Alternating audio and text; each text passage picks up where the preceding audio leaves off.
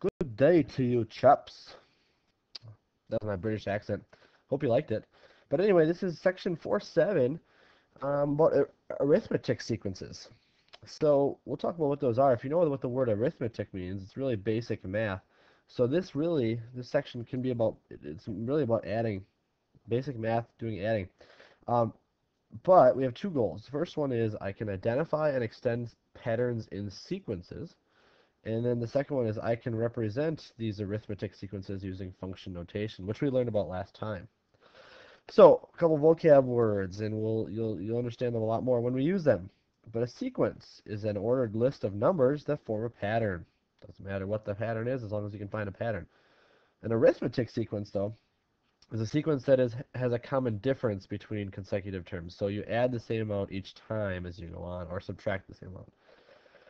When we say common difference, that's just the difference between the numbers of an arithmetic sequence. So we're going to say difference between the consecutive numbers. Whoa, that made my definition look weird. Let's fix that. There we go. All right, and the last one, explicit formula for arithmetic sequence. That's a formula we're going to use. So if we're doing an arithmetic sequence, we actually have a formula. And this is what it's going to look like. I don't need you to write it down right now because we're going to come back to it in just a sec. But we're going to go to that first part, extending sequences. This is regular sequences. So remember, a sequence is an ordered list of numbers that form a pattern. So let's find patterns. So our first problem, it says describe the pattern in each sequence. What are the next two terms? So we'll do one at a time here. Letter A, 5, 8, 11, 14. So if you look at it, hopefully you can tell that each time it's going up 3. So the sequence is adding 3 each time. And then what are the next two terms? Next two terms, if we add 3 again, we'd get 17. And we add 3 again, we'd get 20. So that's the sequence. Let's look at B. So what's the sequence? 2.5, 5, 10, 20. Well, I hope if you look at it, at least for the second and third part, but the first one it is times 2. So it's doubling every time. Times 2. Times 2. So if we multiply it times 2 again, we'd end up with 40. And then if we times 2 again, we'd end up with 80. So that's just a regular sequence. It should be pretty simple if you can find the pattern. Just looking for next two terms in this case. So I'm going to let you try one on your own. Let's do, well, why don't you do both of them? First one says, what's the pattern here? It says 5, 11, 17, 23, and find the next two terms. And then the next one is, what's the pattern here? All right, so if you looked at this one, this is going up by 6 each time. So the next numbers would be 29 and 35. And B, it's actually dividing by 2 each time, so multiplying by 1/2. Divided by 2 again, we'd have 25, and then we'd have 12 and a half. All right, let's look at a specific kind of sequence. This is an arithmetic sequence. So we're going to use some basic arithmetic.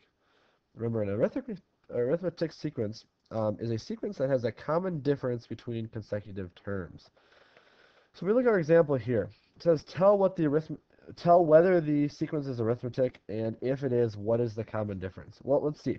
So this thing goes up by 5. This one then would be up by 5. This one would be up by 5 again. So it is a sequence, an arithmetic sequence, and the common difference is 5.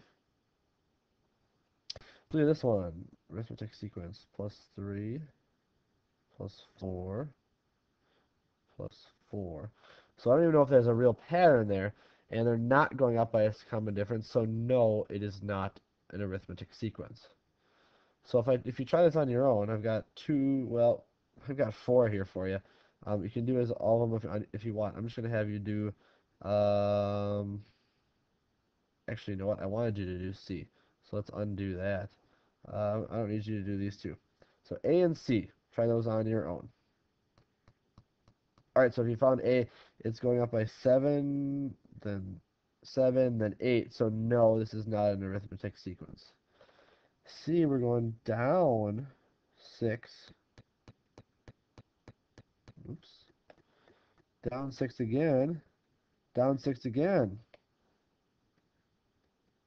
So yes, and the common difference is -6. Interesting. So C was an arithmetic sequence. Now, I might ask you to say, all right, here's your sequence, this arithmetic sequence. What is the 100th term? So instead of going for like, instead of saying for this one we do um, 23, then 28, then 33, then 38, until the 100th term, we got to find a shortcut. And that's where this formula comes in. So the arithmetic, it's called the explicit formula for the arithmetic sequences. And this is what it is. I'd like you to write it down, and I'll explain what it is as you write it down. But this is in function notation. So the function of a of n. So n is the nth term, or if we're saying the 100th term, we'd be looking for 100 there. It's equal to a to the first term, so that would be whatever the first term is. This part right here is the first term, whatever the first number is. The n, we plug in which number we're looking for. So if we're looking for the 100th term, that would be 100. And the d is another thing we plug in for. Again, we have -1, but the d is going to be the common difference. So if you know it's going up by 5 every time, we're going to multiply at the end by 5. If it's multiplied by -5, we'd multiply by -5, or if it's a -5 difference. So I'll show you how that works. So here's a real life situation. It says, an online auction works as shown below. Write an explicit formula to represent the bids as an arithmetic sequence, and then find the 12th bid. So if we look at it here, um, so it's a guitar. We're bidding on a guitar. So the first bid was 200. The next one was 210. The next one was 220. The next one was 230. So hopefully you can tell here, if you were to rewrite it like this, that it's going up by 10 each time, which means it is an arithmetic sequence. So let's use our formula. Let's use that formula a, and we're going to find to the 12th. Well, we'll do a to the n first. Equals a to the first, which would be the first. And then I think it's plus or minus. Plus n minus 1 times d. So instead of that, we're going to actually fill in some things here. We're going to do the 12th or the 12th one. So we're going to find the 12th term. So we're going to say that would be a to the 12th is equal to the first term, which in this case our first term is 200. That's our first term.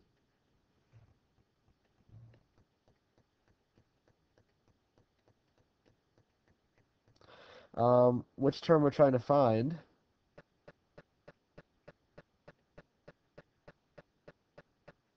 So we're going to do, so plus 12 is going to go in there. We're trying to find the 12th term, so minus 1.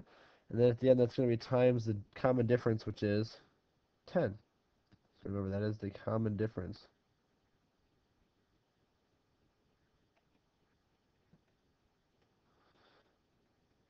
All right, and really we're just doing order of operations then to solve it.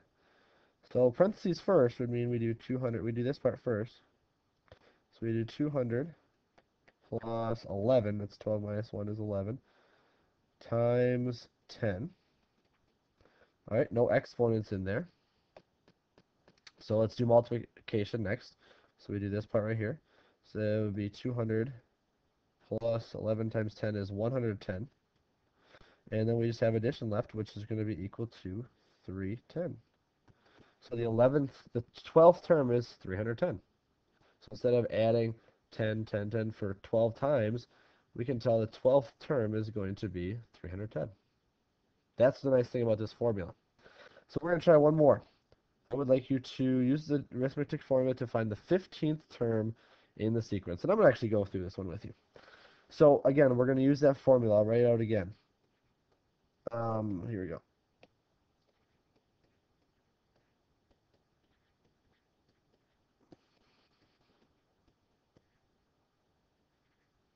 All right. So if we look at this, our common difference, it's going up by 7 here. Goes up by 7 here. Goes up by 7. So this is an arithmetic sequence. It's going up by the same amount every time. So that difference is going to go right in there. The first term, which is 6, is going to go right in the front here. And since we're trying to find the 15th term, that's going to go on for n. So, the arithmetic sequence looking for the 15th term is going to be equal to 6 plus 15 minus 1 times d, which is the difference is 7. So again, we're going to do order of operations then to solve this one, to finish it up. So we do the parentheses first, which is 15 minus 1. So we have 6 plus 14 times 7. Multiplication comes next. I don't know 14 times 7 off the top of my head, so I'm going to go to my calculator. So 14 times 7 is 98. So that's 98. 6 plus 98 equals 104. So the 15th term in this sequence would be 104, just by using the formula. Awesome. So that is it for arithmetic sequences. So just identifying and extending patterns in regular sequences, and then using the arithmetic formula in function notation to find patterns in arithmetic sequences. So hope you learned something. We'll do more of this next time. Have a good rest of your day.